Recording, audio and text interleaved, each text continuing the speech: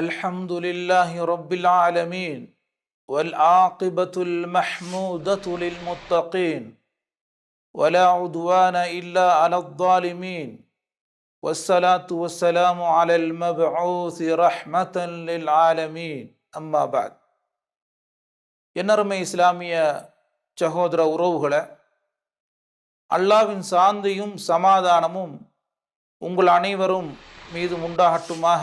அஸ்ஸலாமு அலைக்கும் வரஹ்மத்துல்லாஹி வபரகாத்துஹு. அல்லாஹ் சுப்ஹானஹு தஆலா எங்களை சோதிக்கும் பொழுது அந்த சோதனையில் நாங்கள் எவ்வாறு வெற்றி பெறுவது, அதை எவ்வாறு நாங்கள் முகம் கொடுப்பது என்ற விடயத்தை பற்றி அல்லாஹு தஆலா சொல்லும் பொழுது குர்ஆனிலே சொல்லி காட்டுகிறான். மூமின்களை நாங்கள் சோதித்தால் அவர்கள் அந்த சோதனையை பொறுமையாக எடுத்துக்கொள்வார்கள். அந்த சோதனையில் ஏற்படுகின்ற கஷ்டங்களை நஷ்டங்களை அனைத்தையும் பொறுத்து கொள்வார்கள். அவ்வகையான மக்களுக்கு அல்லாஹ் சுப்ஹானஹு நன்மாராயம் சொல்கிறான். சோதனை ஏற்படும் பொழுது நாங்கள் பொறுமையாக இருக்க வேண்டும் முதலாவதாக. இரண்டாவதாக, நாங்கள் அல்லாஹ் மீது அசைக்க முடியாத தவக்குல் வைக்க வேண்டும். அல்லாஹுடைய தவக்குல் வைத்து, யா அல்லாஹ், நீனே பொறுப்பாக இருக்கிறாய், இந்த சோதனையை நீக்குவதற்கு நீனே போதுமானவன் என்ற அசைக்க முடியாத தவக்களை நாங்கள் வைக்க வேண்டும். மூன்றாவதாக, அல்லாஹ்விடத்தில் நாங்கள் இந்த நஷ்டத்தை கஷ்டத்தை சோதனை நீக்கும்படி பிரார்த்தனை புரிய வேண்டும், துஆ பிரார்த்தனை புரிய வேண்டும். நான்காவதாக, நாங்கள் அனைவரும் அல்லாஹ்விடத்திலே மூலக்கூடியவர்கள் என்ற ஒரு சிந்தனையை நாங்கள் எங்களிடத்திலே ஏற்படுத்தி கொள்ள வேண்டும்.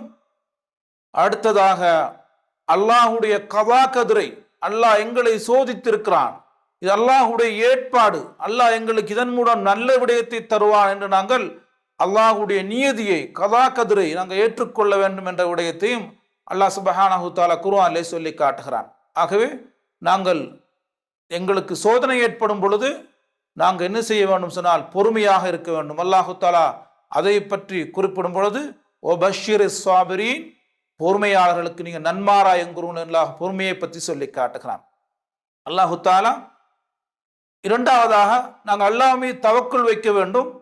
அல்லாஹு தஆலா குர்ஆனிலே குறிப்பிடும் பொழுது சூரத்து தௌபா 51வது வசனத்திலே குறிப்பிடும் பொழுது, குல் லன் யுஸீபனா இல்லா மா கதபல்லாஹு லனா ஹுவ மௌலானா வ அலல்லாஹி ஃபல்யதவக்கலில் முஃமினூன்.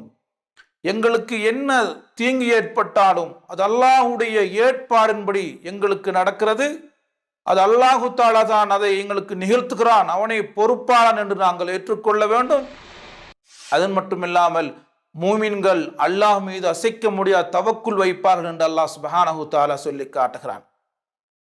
நாங்கள் பொறுமையை அடுத்ததாக நாங்கள் அந்த சோதனையின் பொழுது அல்லாஹ்விடத்திலே பிரார்த்தனை செய்கின்ற மக்களாக ஆக வேண்டும். அல்லாஹு தஆலா சூரத்துல் அன்ஆம் 43வது வசனத்திலே குறிப்பிடும் பொழுது, ஃபலௌலா இத் ஜாஅஹும் பஅசுனா ததர்ரஉ வலாக்கின் கஸத் குலூபுஹும் வஸய்யன லஹுமுஷ் ஷைத்தானு மா கானூ யஅமலூன்.